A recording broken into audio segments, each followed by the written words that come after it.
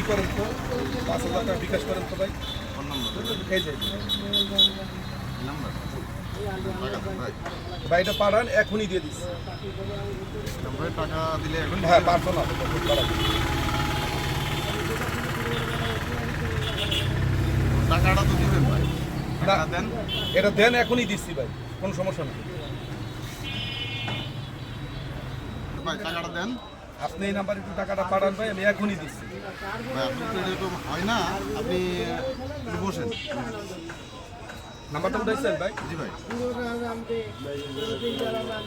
ভাই চলে গেছে টাকা। ভাই টাকা তো চলে গেছে, এবার টাকাটা দেন। আচ্ছা ভাই, আমি ওই নাম্বারে একটু ফোন দিচ্ছি।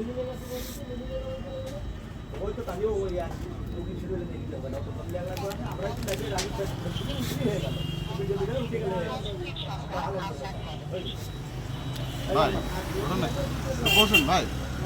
ভাই দাঁড়ান, একটু দেখতেছি, নাম্বারটা বন্ধ পাচ্ছি ভাই, যে নাম্বারে টাকাটা গেছে নাম্বারটা একটু বন্ধ পাচ্ছি।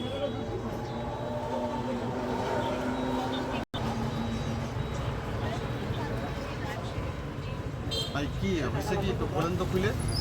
ভাই হয় নাই, হয়তো মোবাইলে চার্জ নাই তো, ওই জন্য নাম্বারটা বন্ধ পাচ্ছি ভাই, আমি দেখতেছি।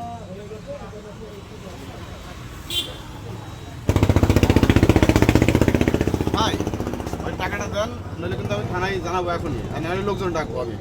ভাই এখনই দিচ্ছি, নাম্বারটা বন্ধ পাচ্ছি তো। ভাই আসলে সত্যি কথা বলতে কি, আমার একটা নাম্বার থেকে ফোন আসছিল, বলছিল যে ভাই আপনি এই নাম্বারে 5,000 টাকা পাঠান, তো আপনি একটা পুরস্কার পাইছেন 30,000 টাকা, তো এই টাকাটা দিলে আমরা আপনার সেই টাকাটা ব্যাক দিব। আসলে এখন তো যেই নাম্বারে ফোন দিছে এই নাম্বারটা আমি বন্ধ পাচ্ছি, এই লোক আছে না ভাই, আমি দেখছি ভাই। ভাই আমি এত কিছু বুঝি না, আমি টাকা সেন্ড করছি, আপনি আমার টাকাটা দেন। কোথা থেকে দেবেন এটা আমি জানি না, যদি না দেন তাহলে আমি লোকজন ডাকবো, নতুবা আমি থানায় আপনাকে নিয়ে যাবো।